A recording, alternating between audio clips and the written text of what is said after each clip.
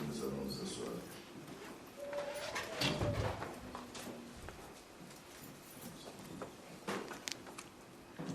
Nous lisons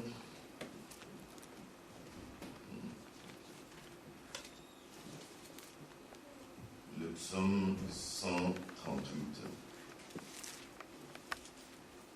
Psaume 138.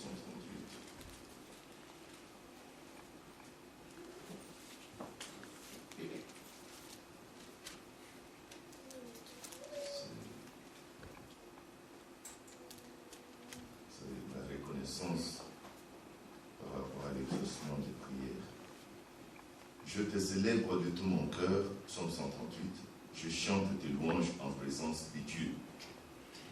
Je me prosterne dans ton saint temple et je célèbre ton nom à cause de ta bonté et de ta fidélité. Amen. Notre Dieu est bon, notre Dieu est fidèle. Amen. Car ta renommée s'est accrue par l'accomplissement de tes promesses. Amen. Les jours où je t'ai invoqué, tu m'as exaucé. Tu m'as rassuré. Tu as fortifié mon âme. Notre Dieu, il est celui qui est digne d'être invoqué. Pourquoi? Parce qu'il est le Dieu qui exauce. Il est le Dieu qui rassure. Il est le Dieu qui fortifie. Amen. Nous avons affaire au Dieu vivant. Verset 4. Tous les rois de la terre te loueront, ô Éternel, en entendant les paroles de ta bouche. Ils célébreront les voies de l'Éternel, car la gloire de l'Éternel est grande. Amen. L'Éternel est élevé. Il voit les humbles. Ah, les orgueilleux, les humbles. Et nous devons être humbles. Amen. Il voit les humbles. Il les reconnaît de loin, les orgueilleux. Quand je marche au milieu de la détresse, il me rend la vie. Amen. Est-ce que vous pouvez dire Amen? Amen. Dieu n'a pas dit qu'il n'y aura pas de détresse.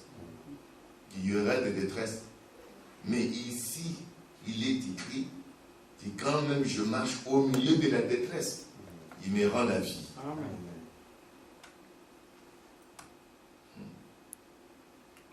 Tu étends ta main sur la colère de mes ennemis et ta droite me sauve. Amen. L'Éternel agira à ma faveur. Amen. Oui, ça doit être dans le cœur de chaque véritable croyant. Amen. Quoi qu'il arrive, quelle que soit la situation, quelle que soit la difficulté, au fin fond du cœur, cette parole doit se trouver. L'Éternel agira à ma faveur. Amen. C'est la vraie confiance. Éternel, ta bonté dure toujours. Amen. Et là, on montre pourquoi il agira en ta faveur, à ma faveur. Parce que sa bonté dure toujours. Et n'abandonne pas les œuvres d'Éternel. Amen. Amen. Amen. Oh, que le nom du Seigneur soit très élevé. Maintenant, tel que nous venons de le lire, là, il est digne vraiment d'être cru. Quand nous l'invoquons, nous devons être sûrs qu'il nous exauce. Et quand il nous exauce, il nous rassure même. Et quand il nous rassure, il nous fortifie parce que nous sommes faibles. C'est lui qui nous fortifie. Il fortifie notre âme. Alors, là, nous devons maintenant en plus lui exprimer avec les cantiques de reconnaissance. C'est ainsi que nous voulons le faire en ce moment. Nous pouvons nous asseoir et que Dieu vous bénisse tous. Le nom du Seigneur soit très élevé. Amen. Nous voulons nous mettre debout, nous voulons chanter. Je pense que j'étais en train de chercher. Il y a des frères qui ont manqué, qui sont trompés de station, de train. Alors, c'est pour cela que je suis arrivé légèrement en retard.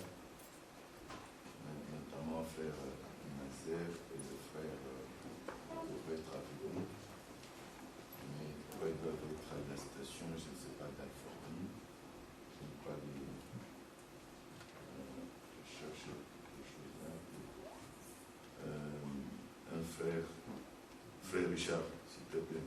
Tu viens, tu vas prendre le numéro là, pendant que nous allons continuer. Tu vas tâcher de voir si cette idée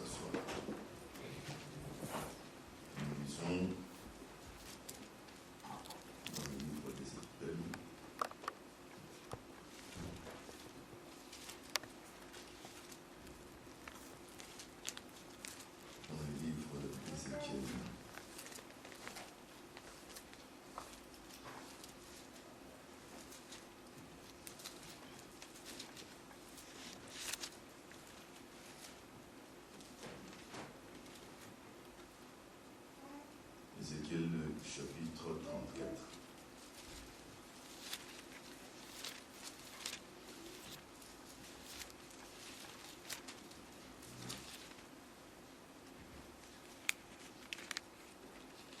Ézéchiel 34.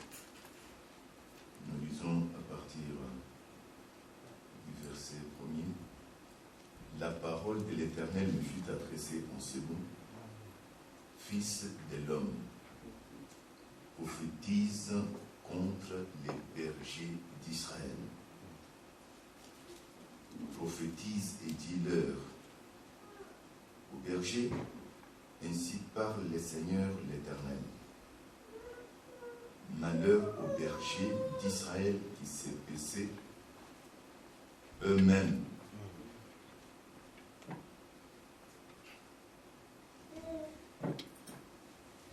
Les bergers ne devaient-ils pas être le troupeau? Vous avez mangé la graisse, vous vous êtes vêtus avec la laine, vous avez tué ce qui était gras. Vous n'avez point fait paître le brebis. Vous n'avez pas fortifié celle qui était faible, guérit celle qui était malade, pensez celle qui était blessée. Nous sommes dans Ézéchiel 34.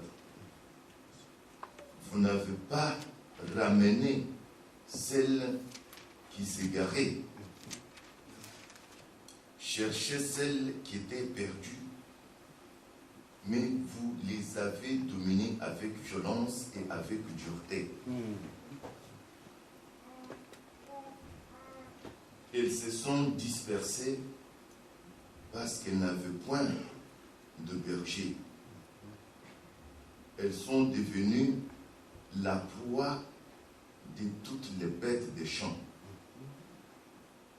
Elles se sont dispersées. Mon troupeau est errant sur toutes les montagnes et sur toutes les collines élevées. Mon troupeau est dispersé sur toute la face du pays, et nul n'en prend souci, nul ne le cherche. C'est pourquoi, berger, écoutez la parole de l'Éternel.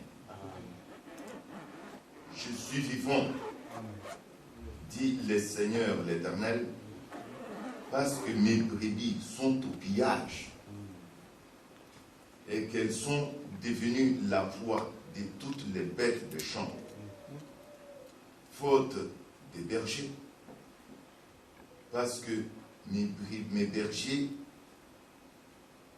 ne prenaient aucun souci de mes brebis, qu'ils se paissaient eux-mêmes et ne faisaient point paître mes brebis. À cause de cela, berger, écoutez la parole de l'Éternel. Amen. Amen. J'ai lu le dernier verset, verset 10, Ézéchiel 34. Ainsi parle le Seigneur l'Éternel, voici j'en veux aux bergers, je reprendrai mes brebis d'entre leurs mains, je ne les laisserai plus paître mes brebis, et ils ne se paîtront plus eux-mêmes. Je délivrerai mes brebis de leur bouche, et elles ne seront plus pour eux une proie. Amen. Amen. Amen. Que Dieu bénisse sa parole pour nous ce soir. Que le Seigneur vous bénisse tous. Amen. Gloire soit rendue à notre Dieu Amen. pour ce temps qu'il nous donne encore ce jour pour méditer de sa sainte et précieuse parole. Amen.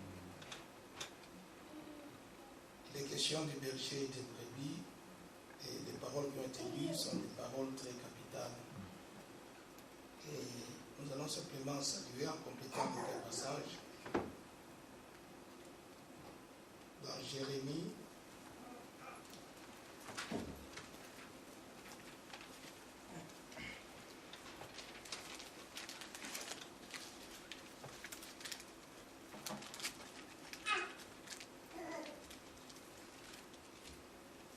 Jérémie chapitre 23.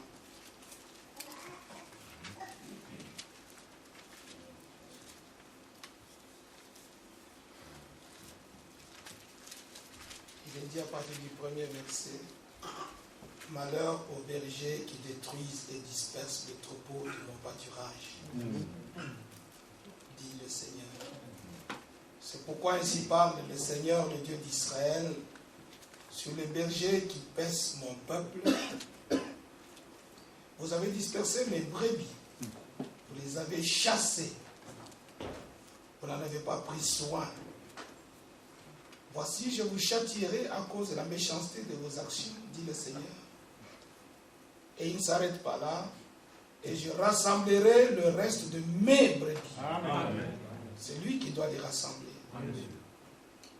De tous les pays où je les ai chassés, je les ramènerai dans leur pâturage, elles seront fécondes et multiplieront. Écoutez, j'établirai sur elles des bergers qui les paîtront. Amen. Elles n'auront plus de crainte, plus de terreur. Il n'en manquera aucune. C'est la décision de Dieu. Amen. Ça nous donne de l'assurance. Dans le chapitre 3 de Jérémie,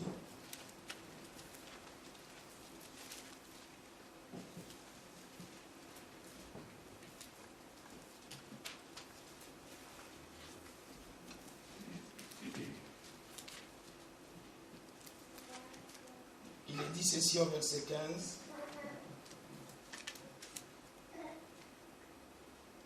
Je vous donnerai des bergers selon mon cœur, et ils vous paîtront avec intelligence et avec sagesse. Amen. Ce sont des personnes qui auront la révélation de la parole de Dieu. Ils ne seront pas le peuple au poids des interprétations. Parce qu'ils dispersent le brebis et le peuple de Dieu, ce sont les interprétations. Ayons horreur à toute interprétation, frères et sœurs. Amen. Parce que les interprétations nous ont causé trop de tort jusqu'à ce jour. Division, séparation. Parce que chacun veut interpréter la parole de sa prière. Mais que le Seigneur répande sur nous son esprit de grâce, de sagesse, d'intelligence et de révélation dans sa connaissance. C'est ce qui fera que l'unité de l'Église sera là. Lorsqu'il y aura l'unité des prédicateurs qui sont eux-mêmes soumis au Seigneur, chacun sachant ce qu'il doit faire, le peuple n'aura plus de problème. Et dans Jérémie 33,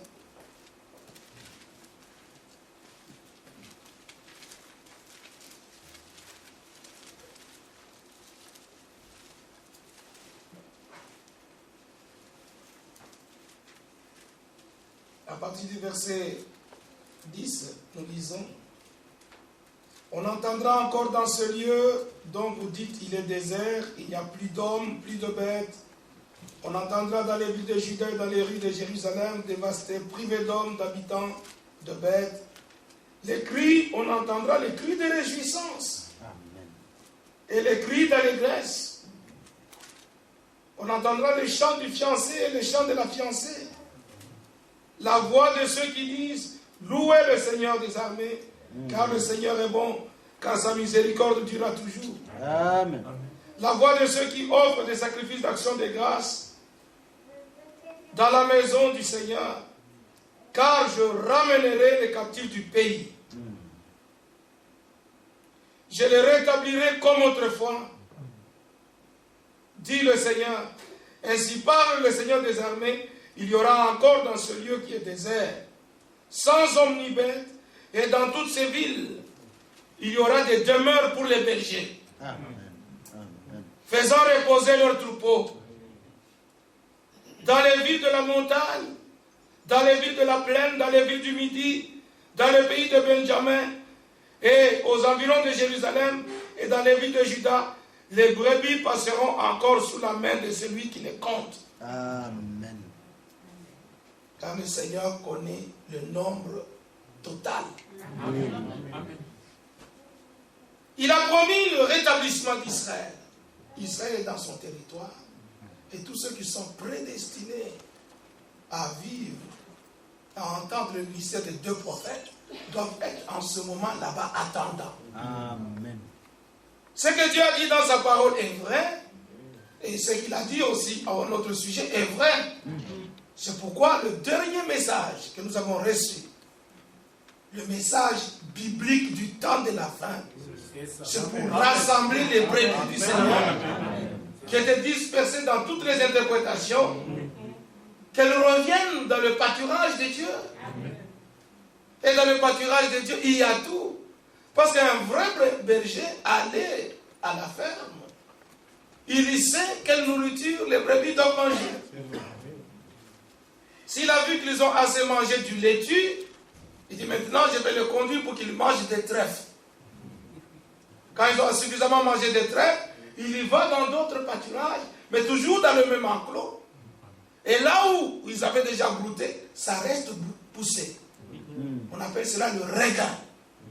C'est pourquoi la parole, elle est toujours vivante tous les jours pour les Amen. Amen.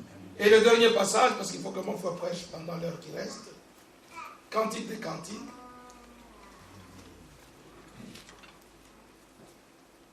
Dans Cantique des Cantiques au chapitre 1er.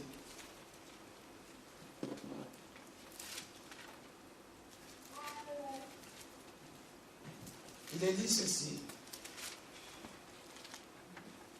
Verset 7. Dis-moi, toi que mon cœur aime. C'est la Sulamite, c'est l'épouse qui parle. Toi que mon cœur aime, dis-moi où tu fais paître tes brebis. Dis-moi où tu les fais reposer à midi. Quand il y a un plein soleil, une grande chaleur. Mais où est-ce qu'elle se repose? Je veux savoir. Nous voulons être dans le repos et non dans les troubles. Amen. Car pourquoi serais-je comme une égarée près des troupeaux de tes compagnons? Parce qu'il y a d'autres qui veulent se faire chef, qui veulent se faire des patrons, qui ont aussi leurs brebis. Alors la Sunamite dit, je ne veux pas être comme une égarée au milieu de tes compagnons. Alors la réponse est, si tu ne le sais pas, oh la plus belle des femmes, l'épouse sera sans tache ni ride. Amen.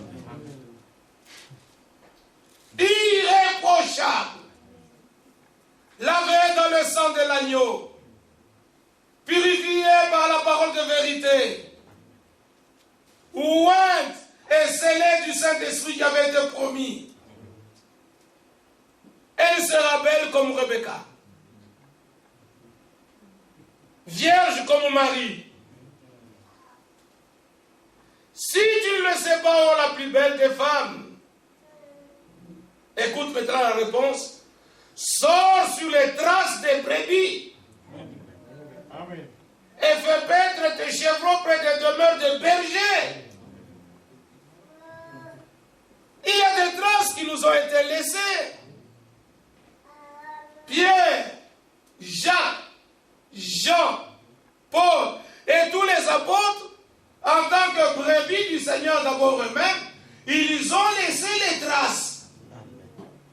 Si nous pouvons marcher dans leurs traces, parce que eux, ils étaient derrière le bon berger Jésus, nous serons tous dans les mêmes traces. Une seule foi, un seul évangile du salut, une seule espérance, un seul corps, un seul Seigneur, une seule tête, un seul Dieu, un seul évangile éternel. Et nous partagerons tous ensemble une seule nouvelle Jérusalem. Amen. Amen. Que Dieu vous bénisse tous. Amen. Merci. Que le nom du Seigneur soit très élevé. Amen. Qui sont bien? Ce sont les princes, n'est-ce pas? Amen. Donc, alors, vous êtes assis, vous devez être servi. Alors, serviteurs, venez servir.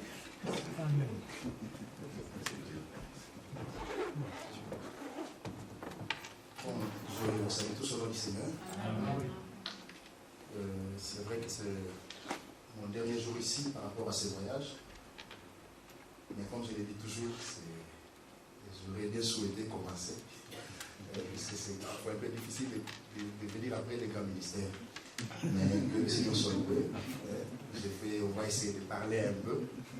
Et le Seigneur lui-même conduira toutes choses. Et on s'était dit, bon, le Seigneur a permis que ça soit ici. On s'était dit, on vient écouter.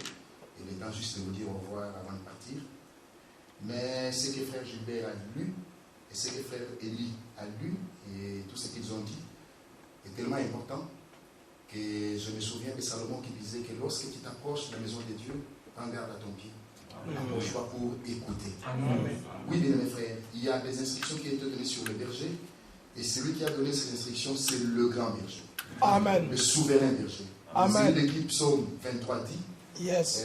celui de qui Psaume 23 parle, comme l'a cité notre frère Gilbert ici, et avant de revenir à ce que frère Élie a dit, le Seigneur est mon berger, je ne manquerai de rien. Gloire à Dieu. Regardez que c'est une expérience individuelle. Et celui qui le dit, c'est quelqu'un qui était berger dans la chair. Amen. David Amen. n'était pas un électricien. Non. David n'était pas un charpentier. David était berger. Et en tant que berger, il a fait des expériences comme berger. Et il connaît l'intimité qu'il y a entre les brebis et un berger. Et personne ne pouvait enseigner à David la notion du berger, puisqu'il l'était lui-même. Amen. Venez-vous cela? Alors maintenant, quand il prend ses relations à lui avec le Seigneur, David dit, le Seigneur n'est pas notre berger. Non. Il dit, le Seigneur est mon berger. Car c'est un problème d'expérience individuelle. Amen. C'est un problème de relations personnelles avec les dieux des Hébreux. Et que chacun leur rencontrait, qu'ils disent que le Dieu de la Bible est mon Dieu à moi. Il dit, le Seigneur est mon berger, je ne manquerai de rien.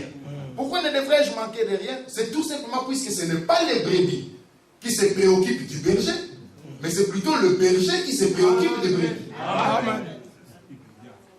Tout ce qui nous concerne, c'est à la charge du Seigneur. Bien-aimés frères et sœurs, regardez, même dans la marche des pèlerins dans laquelle nous nous retrouvons, la responsabilité de la marche n'est pas sur nous. La responsabilité de la marche est sur celui qui nous a appelés. Amen. Quand mon entreprise m'envoie en mission, ma restauration, mon transport, mon logement, tout est à charge de mon entreprise. Car le voyage que j'effectue, je ne le fais pas pour moi, mais pour mon entreprise. Ainsi, pour ce pèlerinage dans lequel Dieu nous a engagés, notre responsabilité, ou plutôt tout ce qui nous concerne, est sous la responsabilité du Seigneur. Et ceux qui les croient disent Amen. Voilà pourquoi Israël a été appelé. Ils étaient en Égypte en esclavage. Le Seigneur les a fait sortir. Ce n'est pas eux-mêmes qui sont sortis, mais c'est lui qui les a fait sortir. Donc la marche dans le désert n'était pas sous la responsabilité de Moïse, ni sous la responsabilité du peuple lui-même, mais la marche était sous la responsabilité du Seigneur qui les a fait sortir. Et ce qui me console, c'est quand je vois que la Bible dit aucun pied n'était enflé. Et la Bible dit aucun vêtement n'était usé. Est-ce que vous êtes arrêté un moment pour vous demander un peu que celui qui est sorti à 5 ans, il est entré à 45 ans? Mais comment a-t-il fait pour les habits pendant le désert? Il n'y avait pas de couturier, Il n'y avait pas d'industrie textile. Mais les mêmes habits avec lesquels ils sont sortis. Est-ce que vous avez déjà remarqué? Aucun vêtement n'était usé. Mais celui qui est sorti à 5 ans, il est entré à 45 ans. Le Seigneur a pris soin de tout. Alors, partant de tout cela, bien aimés frères et sœurs, la traversée du désert n'était pas sous la responsabilité de Moïse. La nourriture dans le désert, ce n'était pas la responsabilité de Moïse. Le Seigneur qui les a fait sortir avait la pleine responsabilité de tout ce qui devait se passer dans la marche. Nous aussi, celui qui nous a appelés par l'évangile et qui nous a fait passer par la repentance en acceptant l'œuvre parfaitement accomplie à la croix et qui nous a fait commencer une marche en tant que pèlerin. Notre marche est sous son entière responsabilité. Amen. Ce qui nous rassure, c'est qu'il dit que celui qui a commencé en vous cette bonne œuvre, c'est le même qui l'amènera à la chair. Alléluia. Voilà pourquoi il le fait. En tout et pour tout, nous voulons compter sur lui. Nous voulons compter sur lui. Et même la parole que nous vivons, c'est lui qui la vit en nous. Amen. Voilà pourquoi nous disons, Seigneur, n'avons-nous pas fait ceci? Non, nous n'avons pas fait avec lui, c'est lui qui a fait. Dans toute l'ancienne alliance, il a mis l'homme en évidence. Tu ne voleras pas, tu ne mentiras pas, tu ne tricheras pas. Mais l'homme a échoué. Même Moïse lui-même qui a amené la loi n'a pas pu entrer dans le pays, puisqu'il a failli. Mais il dira par Ézéchiel, voici l'alliance que je ferai avec eux. Alléluia. J'ôterai de votre corps le cœur de pierre. Car c'est par là qu'il fallait commencer. Ah oui. Alléluia. C'est par là qu'il fallait commencer. Nous allons rentrer dans le psaume 23, Deutéronome au chapitre 10 déjà d'abord. Aimez-vous la parole? Amen. Deutéronome chapitre 10, je crois que c'est là. Nous sommes au verset 16. Vous circoncirez donc votre cœur et vous ne retirez plus votre coupe. Le peuple devait circoncire son cœur. Mais si je vous l'ai dit ce soir, si mon frère Gilbert ou mon frère Élie ou l'un prédicateur vous l'a dit ce soir, posez-lui la question, mais comment circoncire le cœur? Car la chair pour la circoncire, un infirmier peut le faire. Un médecin peut le faire. Mais la circoncision du cœur, comment le faire? Mais une question biblique a une réponse biblique. Alléluia. Dans le chapitre 30, le Seigneur avait déjà donné la réponse. Regardez ce qu'il dit. Deutéronome chapitre 30, nous sommes au verset 6. Le Seigneur ton Dieu, pas votre Dieu. Deutéronome 30, verset 6. Le Seigneur ton Dieu circoncira ton cœur. Alléluia. Et le cœur de ta postérité, afin que tu sois rendu capable d'aimer le Seigneur de tout ton cœur et de toute ton âme, et afin que tu vives. Alléluia. Pour que tu sois rendu capable même de manifester cet amour envers ton Seigneur, il faut que le souverain berger lui-même prenne soin de tout. Et même la circoncision du cœur, lui-même doit la réaliser. Et là, tu iras jusqu'à dire comme Esaïe, Seigneur, tu nous donnes la paix. Et ce que nous faisons, c'est toi qui l'as compris. Voilà, un jour, quelqu'un donne un exemple, il dit, une fourmi monte sur le dos d'un éléphant. Et l'éléphant traverse le pont. Et le pont bouge. Et la fourmi dit à l'éléphant, tu vois comment on a fait bouger le pont? Et l'éléphant se met à rire. Quel représente ton poids à toi, fourmi, pour que le pont bouge? C'est là vrai que tu peux ne pas être sur mon dos, le pont bougera. Les hommes diront, Seigneur, n'avons-nous pas fait ceci? Mais qu'est-ce que tu représentes, toi, homme, pour que la vie de Dieu se manifeste dans l'autre? Tant que moi, Dieu, je n'interviens pas, rien ne se fera. Alléluia. Voilà pourquoi dans la nouvelle alliance, il dit, j'ôterai de votre corps, je vous purifierai, je vous laverai, je mettrai mon esprit en vous. Je ferai de sorte que vous obéissiez à mes commandements, afin qu'ils soient établis, que ce ne sont pas des brebis qui prennent soin du berger, mais c'est le berger qui prend soin des brebis. Alléluia. Psaume 23, le Seigneur est mon berger, je ne manquerai de rien. Le Seigneur est mon berger, je ne manquerai de rien. Verset 2, il me fait reposer dans de verts pâturages. Le lieu de la nourriture, c'est le lieu du repos. Amen. Alléluia. Le lieu de la nourriture, c'est le lieu du repos. Yes. Or, il doit être établi que l'homme ne vivra pas seulement de pain, mais de toute parole qui sort de la bouche du Seigneur. Alléluia.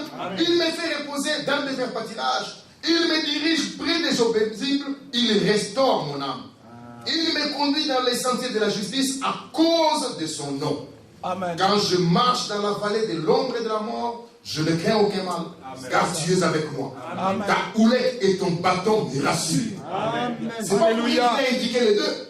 La houlette, c'est un bâton. Mais la houlette est différente des bâtons. La particularité entre la houlette et les bâtons, c'est que la houlette a un crochet au sommet. Et c'est par la houlette que le berger arrive à accrocher la patte d'une brebis. Quand la brebis fait aller loin. Amen. Vous comprenez ça? Amen. Tant que tu es sa brebis, par sa houlette, même si tu veux aller loin, lui te ramènera. Amen. Amen. Tout le monde a sa place dans la Bible. Alléluia. Non, le psalmiste dit ta houlette et ton bâton me rassurent. Amen. Alléluia. Tu dresses devant moi une table en face de mes adversaires. C'est-à-dire que la table qui est dressée, mes adversaires la voient. Oui, oui. Puisque c'est en face d'eux. Oui. Mes adversaires la voient. Ils voient réellement que moi, j'ai la parole. Comme me le disait un ami théologien, j'étais en train de chanter un cantique là en Swahili. Et il me dit, bon, où est-ce que tu as appris ces cantiques? Puisque lui, il est de l'Est du Congo. Je lui dis, donne-nous le chanteur à l'église. Il me dit, mais vous priez où? Je dis, non, on fréquente une petite mission à Bungo. Il dit, mais vous l'appelez comment? Non, on l'appelle Assemblée de Bungo. Il dit, vous êtes de quelle orientation? Il dit, de l'orientation biblique. Il dit, tu dois être bananiste. J'ai rigolé. Alors il me dit, bon, écoutez, vous savez, je peux parler avec n'importe qui, partant de mes notions théologiques, et même l'expédier rapidement. Mais quand je suis avec l'un de vous, je dois être sûr d'être assis. Et d'avoir tous mes esprits en moi, car vous avez la parole. Donc eux, ils savent que nous avons la parole. Amen. La table est dressée, ils la voient et ils savent. Mais pourquoi ne viennent-ils pas? Tout le monde n'est pas destiné à la chose. Seuls les élus viendront. Tu dresses devant moi une table en face de mes adversaires. Mais faut-il encore que la table soit dressée par le Seigneur et que la nourriture soit une nourriture spirituelle apportée au temps convenable. Amen. Et pour cela, il faut qu'il y ait des bergers qui connaissent les régimes alimentaires des brebis. Amen. Heureux toi pays. Ecclésiaste. Alléluia. Ecclésiaste. Yes. Et vous la parole. Amen. Nous sommes au chapitre 8. Chapitre 10, nous allons rentrer dans le psaume 23. Ecclésiaste chapitre 10, nous sommes au verset 17. Heureux toi pays dont le roi est des races illustres. Amen. Et dont le prince mange au temps convenable. Amen. Y a-t-il des gens de ces pays ici? Amen. Est-ce qu'ils sont ici? Le genre de ces pays dont le roi est des races illustres. C'est roi, on ne l'a pas élu, nous l'avons trouvé là, il est roi. Amen. Et les princes de ce pays, ils mangent au temps convenable. Amen. Alléluia. Amen. Puisqu'à cause d'eux, le souverain berger a dressé une table. Il a pourvu au ministère, il a accordé la responsabilité aux hommes, de manière à ce que cette vérité parvienne jusqu'à nous. Amen. Et ça, cela ne dépendait ni des élus qui voulaient, ni des élus qui couraient plutôt, mais cela dépendait de Dieu qui fait miséricorde. Amen. Car ceci est arrivé au temps de la famine. Temps pendant lequel l'un des prophètes dit que les gens vont circuler à gauche, à droite pour aller chercher la nourriture, mais ils ne la trouveront pas. Oui. Mais au même moment, pour d'autres personnes, la table est dressée. Quel paradoxe, bien les frères. C'est comme du vivant de Jésus. Lui, il a appelé certaines personnes qui ne le cherchaient pas, qui ne voulaient pas le suivre, mais d'autres qui le voulaient sont venus en lui disant, Maître, on voudrait te suivre. Jésus a dit à l'un d'entre eux, le loup en est à terre. Yes. Les oiseaux ont des nids. Mais le Fils de l'homme n'a pas où reposer sa tête. C'est ça. Mais le même Fils de l'homme qui n'a pas où reposer sa tête, il vient et il dit à Pierre, toi, suis-moi. Mais pourquoi c'est là? Puisqu'il a vu Pierre, il nombre de ceux qui devaient le suivre. Mais c'est lui qui voulait venir de par lui-même. Le Seigneur n'avait aucune responsabilité sur lui. De la même manière, même dans l'œuvre, il y a des bergers qu'il a appelés lui-même. Amen. Et de cela, il a dit que ceux qui sont envoyés de Dieu disent les paroles de Dieu. Alléluia. Il dit par Paul aux Romains, heureux, ils sont beaux, les pieds de ceux qui annoncent la paix, de ceux qui annoncent des bonnes nouvelles. Et Esaïe dit, et de ceux qui disent à Sion, ton Dieu règne. Amen. Mais qui sont ceux-là? Ce sont ceux qui aiment même les ruines de Sion. Amen. C'est l'écriture. Oui. Même les wins des Sion, quand les gens regardent, ce sont des wins. Mais pour eux, ils ont de l'espérance que le Dieu, leur Dieu qui les a mandatés, il est capable de élever même ces wins-là. Amen.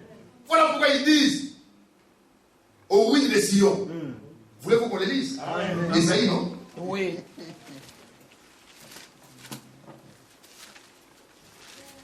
Chapitre 52, c'est cela. Déjà le verset 7. Qu'ils sont beaux sur les montagnes, les pieds de celui qui apporte de bonnes nouvelles, qui publie la paix, de celui qui apporte des bonnes nouvelles, qui publie les saluts, de celui qui dit à Sion, ton Dieu règne. La voix de tes sentinelles retentit. Elles élèvent la voix.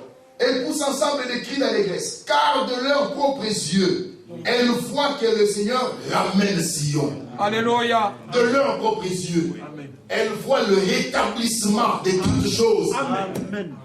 Alléluia. De leurs propres yeux. Et ils peuvent dire finalement, éclater ensemble en cri de joie. Oui, de Jérusalem. Mais comment des oui peuvent éclater en cri de joie?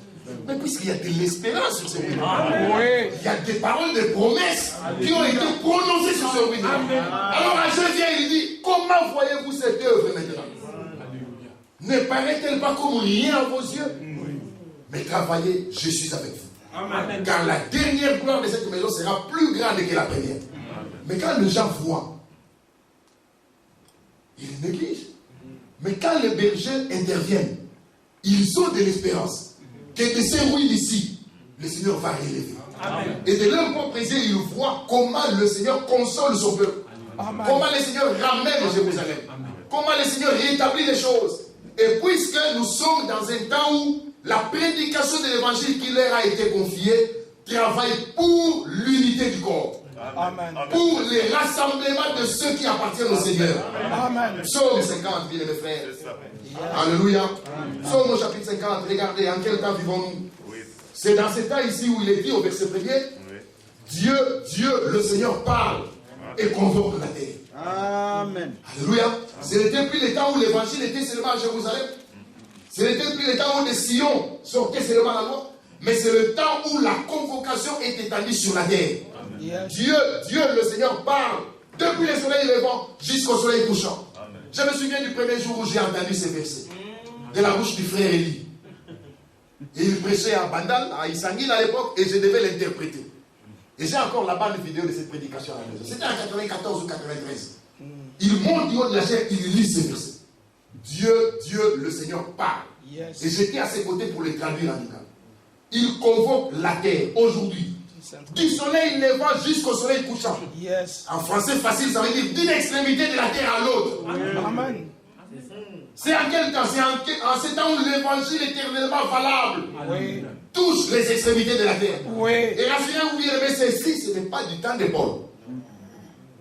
Ni du temps de Philippe. Et ceci encore, ce n'est pas du temps de Balaam. Mais c'est maintenant. Amen. Amen.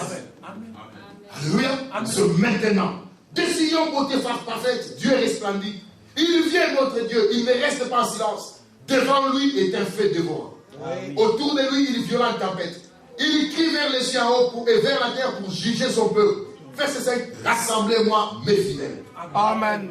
Qui ont fait alliance avec moi par le sacrifice. Alléluia. Alléluia. Rassemblez-moi mes fidèles. La prédication travaille au rassemblement. Amen. C'est que ceux qui sont de Dieu rentrent à Dieu. Amen. Alléluia. C'est le temps où nous voyons que la nuit est fort avancée. Oui. Bien mes frères, l'évangile, la parole, le message du temps de la fin nous est arrivé au temps du soir. Mais le Fils de l'homme marchait au milieu de cette chambre. Yes. C'est-à-dire le temps avance. Amen. Mais si c'était au temps du soir, aujourd'hui la nuit est fort avancée. Amen. Mais qu'est-ce qui se passe pendant ce temps? Celui qui était parti au travail, il rentre. Oui. N'est-ce pas? Oui. Même le chien du voisin qui est parti au coin, il rentre. Puisque c'est le soir. Aujourd'hui que l'évangile a été annoncé, celui qui est de Dieu rentre à Dieu. Amen. Alléluia. C'est le temps où chacun retrouve le chemin de la maison. Amen. Bien mes frères et sœurs, il dit rassemblez-moi les fidèles qui ont fait alliance avec moi par le sacrifice. Et les cieux publieront sa justice, car c'est Dieu qui est juge. Et il est dit pause. C'est-à-dire, arrêtez-vous. Ouais. Et réfléchissez un peu par rapport à ce qui vient d'être dit. Amen. Alléluia. Amen. Et si on s'arrête, on se rend compte que c'est lui-même Dieu qui rassemble. Et il rassemble de manière à ce qu'en annonçant la paix, en annonçant la bonne nouvelle, tout celui qui est de lui reconnaît le son de la trompette. Amen. Oui. Alléluia. Il reconnaît le son de la trompette et il reconnaît la voix du Seigneur et il rend au Seigneur. Amen. C'est ce qu'il dit, mes frères et sœurs. Il a dit, écoute mon peuple et je parlerai. Écoute Israël et je t'avertirai. Je suis Dieu, ton Dieu. Amen. Alléluia. C'est le moment où il parle et qu'il a institué, il a appelé des hommes et des hommes qu'il a établis et à qui il a confié une certaine responsabilité, afin que ce que la veuve de Sarepta a dit s'applique sur chacun d'entre eux. Dans 1 Roi au chapitre 18. Prenons cela, bien mes frères. Oui. 1 Roi chapitre 18, je crois. Alléluia. Nous sommes au verset 24. Et la Bible dit ceci, après d'avoir vécu une grande expérience, cette femme dit, au verset 24, et la femme dit à Élie, je reconnais maintenant Amen. que tu es un homme de Dieu. Yes. Et que la parole du Seigneur dans ta bouche est la vérité. Amen. Alléluia. Aujourd'hui, les deux choses doivent être vues. Oui. Celui-là est un homme de Dieu. Et la parole du Seigneur dans sa bouche est la vérité. Amen. Et la vérité là, cette vérité là, elle ne blesse pas. C'est ça. Celle-là, elle délivre. Amen. Amen. C'est donc il est écrit, vous connaîtrez la vérité et la vérité vous rendra libre. Amen. Alléluia. Je reconnais maintenant que tu es un homme de Dieu. Et en reconnaissant cela, elle pouvait s'attacher aux choses qu'elle a entendues de la bouche d'Élie. Oui. Puisqu'elle a compris que celui-là c'était un homme de Dieu. Et Paul dira à Timothée, dans 2 Timothée au chapitre 2,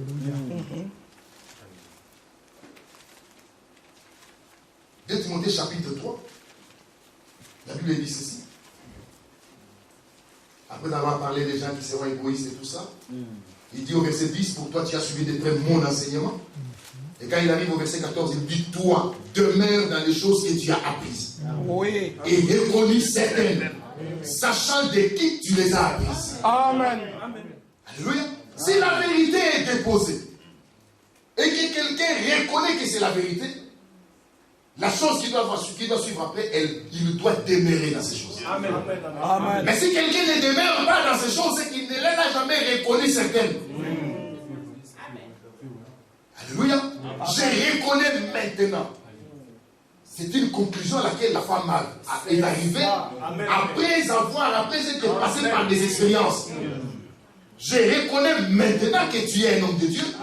Et que ce que tu prononces là de ta bouche comme parole de Dieu, dis à mes frères. Et Paul dit même aux Thessaloniciens, je me réjouis de ce qu'en vous annonçant la parole que nous avons prêchée, vous l'avez reçue.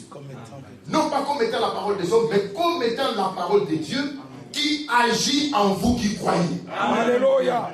Ça aussi en français facile, ça veut dire que pour qu'une parole agisse dans un cœur qui croit, il faut que ce cœur la reçoive comme étant la parole de Dieu. Amen. Croyez-vous? Amen. Amen. Comme mes frères et sœurs, si quelqu'un apprend des choses et les reconnaît certaines, la conduite qui doit se manifester après, il doit demeurer dans ces choses. Amen. Alors gloire soit rendue à Dieu, puisque lui, il a suscité des ministères. Afin que par ces ministères, nous puissions avoir la possibilité d'entrer en contact avec ces choses. Écouter la parole, le son véritable. Et là-dessus, il est dit de nous, heureux le peuple qui reconnaît le son de la trompette.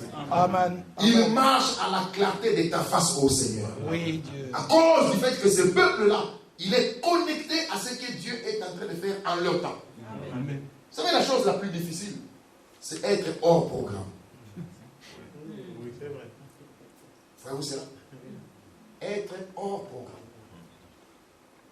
Quelque chose est en train de se faire dans ta vie. Mais toi, tu es hors programme. Tu es totalement ignorant. Nous avons vécu ça à Kinshasa. En 2001, quand Laurent Désiré Kabila a été assassiné dans son bureau, ça s'est réalisé vers 10 heures. Tous on était au bureau. Personne ne savait. Ou du moins, la grande partie de la population quinoise était déconnectée totalement. Mais ceux qui étaient en Europe étaient au courant. Et à midi, Louis Michel a tenu un point de presse à Bruxelles.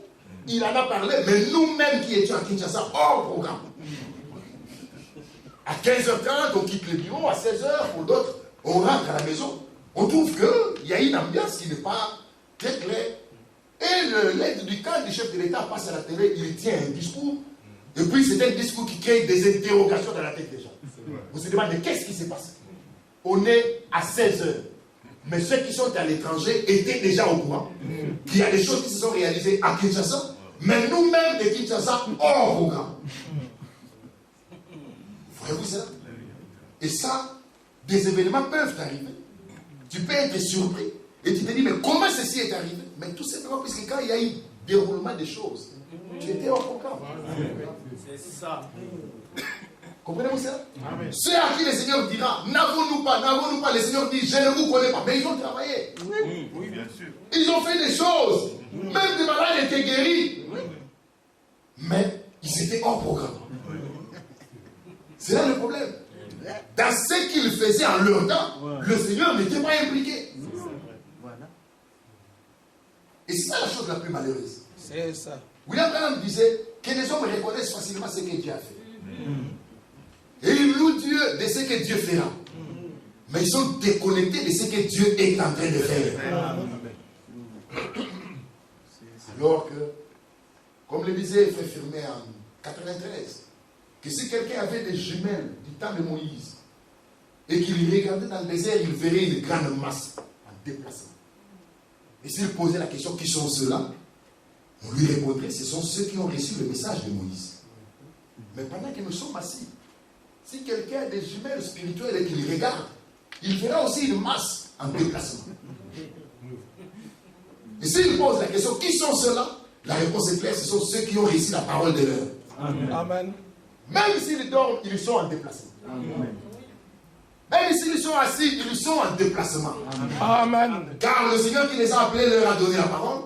Et cette parole contribue au rassemblement en vue de l'achèvement. Et l'achèvement ne se réalisera que par celui qui a posé la fondation. Amen. Car la Bible dit, les mains des Zorobabel ont posé cette fondation.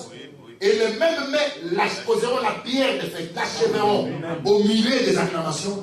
Et on criera grâce, grâce. Voilà que des temps favorables, des temps merveilleux sont devant nous. Mais ce que nous voulons aujourd'hui, c'est d'être connectés. De se retrouver dans ce que Dieu fait. Amen. Et de nous dire que nous aussi, nous sommes une composante du plan divin. Amen. Alléluia. Amen. Alors, pour résumer pratiquement la pensée qu'on a eu à partager pendant les quelques jours qu'on a fait ici, c'est de nous faire comprendre que Paul pose la question, quel est notre avantage? Il est grand de toute manière. On sait que les oracles de Dieu nous ont été confiés. Amen. Mais ces oracles ne nous ont pas été confiés pour faire de nous des religieux. Matthieu 11, souvenez-vous-en, Jésus a posé la question, qu'est-ce que vous allez voir au désert? Le problème, ce n'était pas d'aller dans le désert, mais le problème, c'est le but pour lequel les gens allaient dans le désert. Amen. Le problème, ce n'est pas de venir ici à Alfortville. Le problème, ce n'est pas d'aller à Krefeld. Le problème, c'est le but. Amen. Amen. Si c'est pour un tourisme, vous n'auriez rien fait. Si c'est par simple habitude, vous n'auriez rien fait. Mais vous devez reconnaître ce que Dieu fait aujourd'hui. Et vous retrouvez comme partie intégrante de cette œuvre.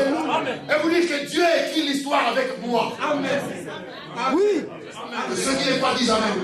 Voilà pourquoi Frère Franck a l'habitude de le dire, mais chaque croyant doit le dire, que tant que vous apprenez que je suis sur la terre, c'est que l'enlèvement n'a pas encore eu lieu.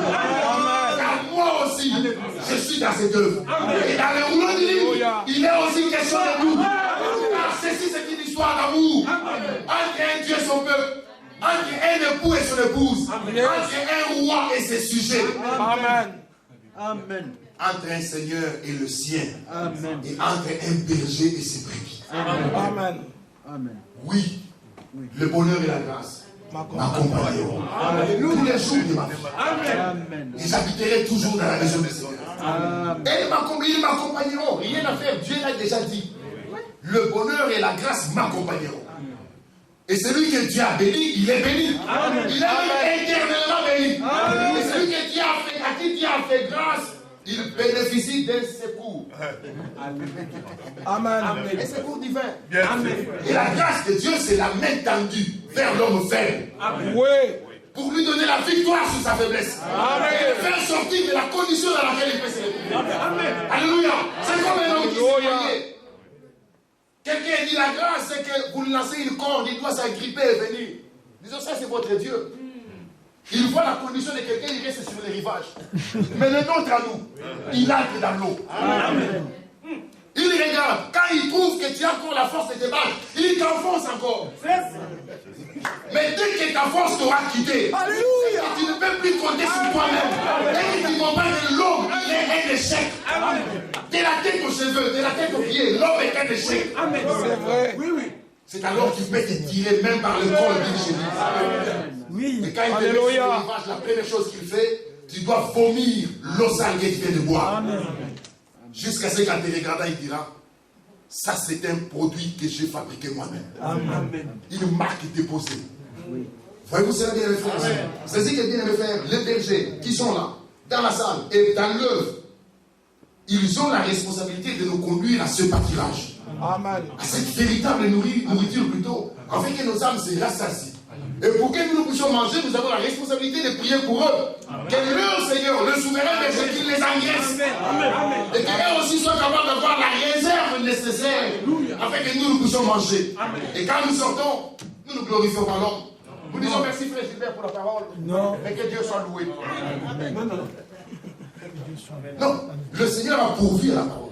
Nous glorifions le Seigneur, nous remercions le Seigneur pour son instrument, mais l'instrument lui-même, c'est dans cette humilité que le Seigneur leur a accordé, que moi là, ce n'est pas moi qui change, ce n'est pas moi qui sauve, mais j'ai reçu la responsabilité, selon qu'il est écrit, que celui qui a entendu ma parole, qu'il la rapporte fidèlement.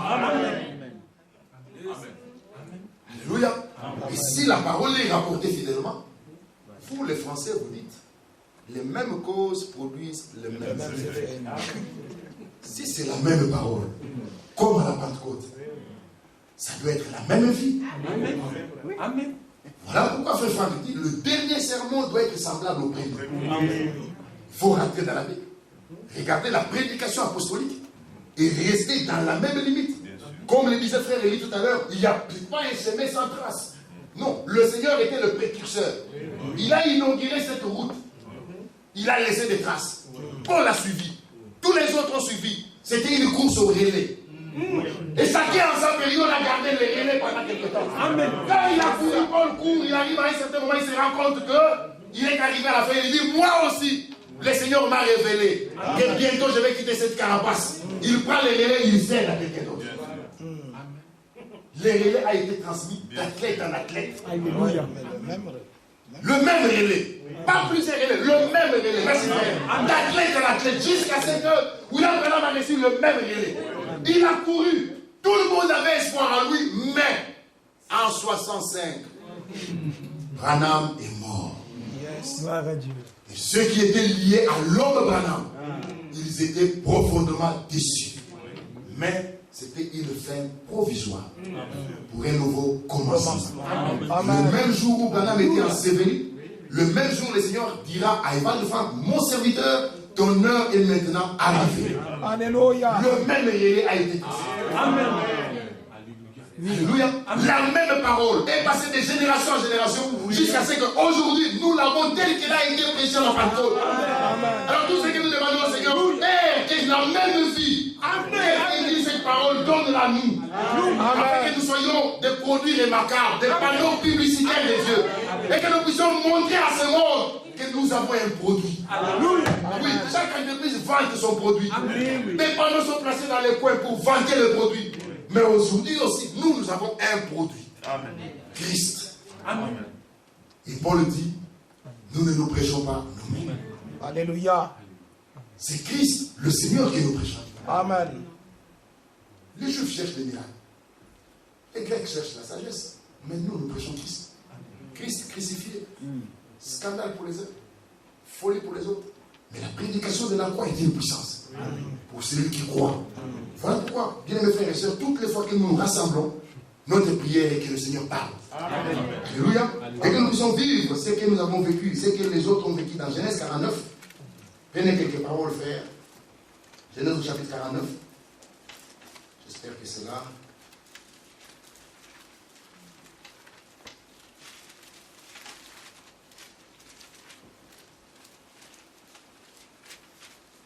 Oui, verset 1er. Jacob appela ses fils et dit, assemblez-vous. Amen. C'est une dame de l'assemblée. Assemblez-vous. Et je vous annoncerai ce qui vous arrivera dans la suite des temps. Amen. Il y a une version qui dit ce qui vous arrivera à la fin de temps. Ouais. Rassemblez-vous et écoutez, fils de Jacob. Écoutez Israël, votre père. Avez-vous remarqué que Jacob avait des esclaves dans sa maison? Mais avez-vous remarqué que quand il fallait rassembler, Jacob n'a rassemblé que ses fils? Oui. Amen. Alléluia. C'est le temps où le Seigneur nous parle. Amen. Et c'est le temps où quand nous nous réunissons, nous nous disons Seigneur, parle-nous. Et c'est le temps où la prédication de la parole qui est apportée arrive à prendre chaque membre du corps et lui donner une position ordonnée dans le corps. Amen. Car chacun a un rôle à jouer. Oui. Yes. Alléluia. Amen. Chacun a un rôle à jouer. C'est ainsi que, bien mes frères et sœurs, nous louons Dieu à cause de ce qu'il a fait. Nous sommes reconnaissants pour ce qu'il fera et nous les remercions pour ce qu'il fait. Et puisqu'il nous a ouvert les yeux, les écailles sont tombées. Nous avons vécu ce qu'ont vécu les deux disciples d'Emmaüs. La Bible dit que quand le Seigneur a brisé le pain, leurs yeux se sont ouverts. Toutes les fois que nous rassemblons, nous disons Seigneur, brise le pain. Révèle la parole, que les écailles tombent de nos yeux et que nous voyons. Et en voyant, quand nous sortons, nous disons notre cœur ne brûlait-il pas en tenant de nous quand il nous parlait, qu'il nous révélait les écritures. Voilà pourquoi heureux êtes-vous. Vous qui avez reconnu le temps dans lequel nous sommes. Et c'est un temps de responsabilité. Les deux hommes de Dieu l'ont dit tout à l'heure. Je ne sais pas si vous avez prêté attention. C'est un temps de responsabilité. Oui. Du temps d'Abraham. Abraham était l'unique responsable des choses de Dieu. Dieu, quand il devait visiter quelqu'un, il est allé faire une grande campagne d'évangélisation en Ur, en Chaldée. Il avait besoin d'un seul, Abraham. Et l'Écriture dit, tournez les regards vers le rocher d'où vous avez été taillé. Connaissez-vous ces rochers? Oui. Quand vous avez été taillé des rochers, c'est que vous avez la même nature que ces rochers. Amen. Amen. Tournez-vous les regards, tournez les regards vers Abraham. Car lui seul, je l'ai appelé. Le Seigneur l'a appelé et en son temps, Abraham était le seul responsable de ces choses. À tel point que quand Dieu devait visiter un homme, Dieu est venu dans la tente d'Abraham. Et il s'est dit, cacherai-je à Abraham ce que je vais faire? Mais Abraham est passé. Et Abraham, bien avant Abraham, il y avait Noé. Il y avait peut-être plusieurs prédicateurs du temps de Noé. Mais l'unique responsable de ces choses, c'était Noé. Et quiconque voulait se retrouver dans l'œuvre de Dieu, il fallait qu'il soit, même pas peut-être physiquement, mais qu'il fallait qu'il s'associe à ce que Dieu faisait par Noé. Amen. Amen. Et pour ne pas prendre des étapes, nous arrivons à Moïse. Moïse n'était pas l'unique prédicateur. Il y avait Corée, Dathan et Abiram, des hommes de renom, qui avaient de l'influence sur le peuple, qui prêchaient la même parole, mais leur responsable c'était Moïse. Amen. Alléluia. Et quiconque devait se retrouver dans l'œuvre et dans le plan de Dieu, il devait être avec Moïse. Amen. Oui. La bénédiction passait par là. Oui. Que ceux qui le croient disent Amen. Voilà le même Seigneur dit à Moïse, rassemble auprès de toi 70 anciens. Moïse a inscrit les noms. Il les a rassemblés. Mais il y en a deux qui n'étaient pas là où était Moïse physiquement, mais dont les noms étaient inscrits. Connaissez-vous comment ils s'appellent? Eldad et Médad. Ils étaient restés au camp, mais ils étaient parmi les inscrits. Quand l'esprit est descendu là où était Moïse, même les deux qui étaient au camp, l'esprit les a touchés. Et là aussi, ils ont prophétisé. Pourquoi? Ils étaient du nombre des inscrits. Aujourd'hui, mes frères et sœurs, il s'agit d'être d'abord un élu. Alléluia. Comprendre que là, dans l'écriture, là, tu es là. Et que tu es du nombre des inscrits. Alléluia. Tu n'es pas comme les fils de Barzilai, dont on a cherché la ligne généalogique qu'on n'a pas retrouvée. Et on leur a dit, momentanément, mettez-vous d'abord de côté, jusqu'à ce que. Mais vous savez d'où vous venez. Qui vous a appelé, qui vous a sauvé, qui a donné sa vie pour vous avoir, qui a répandu son sang, qui vous a racheté, qui vous a délivré, qui vous a pardonné. Amen. Et vous pouvez dire, vivant, il nous a aidés. Mourant, il nous a sauvés. Enseveli, il a pris nos péchés, il nous a amenés au loin. Ressuscitant, il nous a justifiés. Il nous a innocentisés. Mais un jour, nous attendons son retour. Et son retour est très imminent. Voilà pourquoi, bien mes frères et sœurs, quand nous voyons ces choses, nous comprenons que malgré Corée, Dathan, Abiram, mais le responsable c'était Moïse. Alléluia. Et la différence entre Moïse et Janès et Jambres, ce n'était pas le miracle. Souvenez-vous ça. Moïse a jeté les bâtons, le bateau est devenu un serpent. Jeannette et Jambres aussi ont jeté leurs bateaux. Leurs bateaux sont devenus aussi des serpents. Mais la différence entre les trois, ce n'était pas le miracle. La différence, c'était le mandat. Amen. Moïse, il était au désert. Il a vu le buisson ardent. Là, je dis, Seigneur lui a parlé par un buisson ardent. Le Seigneur vit que Moïse voulait se détourner pour voir. Dieu lui dit diminuer le buisson. Moïse savait. Qui est-ce qu'il a rencontré? Et quand il a demandé son ordre de mission, il a dit, mais si on me demande qui t'envoie, que devrais-je leur dire? Le Seigneur lui dit, dis-leur que celui qui s'appelle Je suis m'a envoyé vers vous. La différence entre Moïse et les autres, c'était le mandat. Alléluia. On peut arriver à David. David était le seul responsable.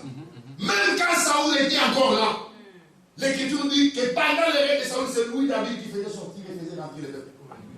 Dieu le voyait déjà.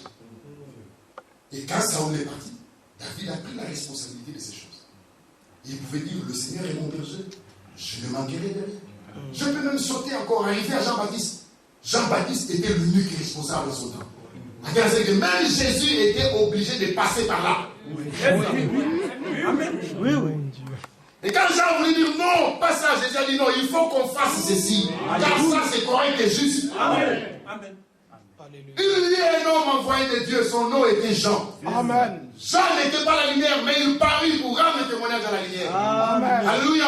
Jésus est venu, quand Jésus a commencé, Jean s'est arrêté. Oui. Il y a eu un changement de relais. Amen. Et du temps de Jésus, il n'y avait pas quelqu'un d'autre. Même le Saint-Esprit ne pouvait pas descendre, puisque Jésus était encore là. Amen. Et lui-même, Jésus dira, il faut que je m'en aille. Amen. Que lui vienne. Et que lui vienne.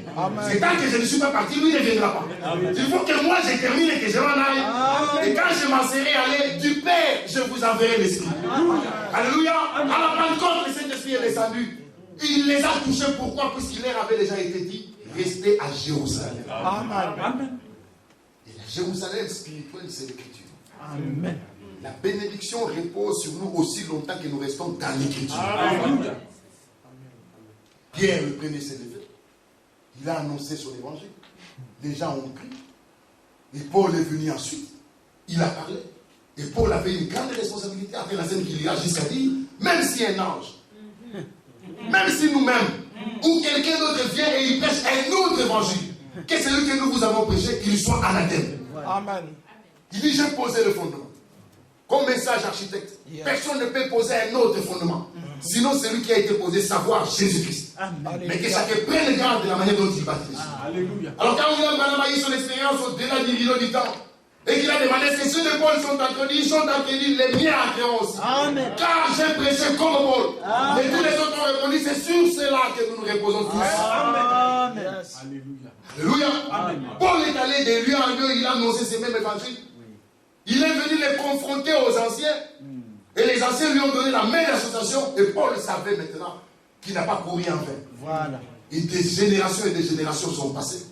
Jusqu'à ce que le même relais a été transmis à William Branham. Et du vivant de William Branham, il était l'unique responsable. Oui. Tony Osborne était là. Billy Graham était là. Oral Roberts était là. Demos Chakarian était là. Mais le responsable, c'était William Branham. Amen. L'unique qui avait un mandat. Et qui pouvait se référer dans l'Écriture en disant que je suis l'Écriture. Amen.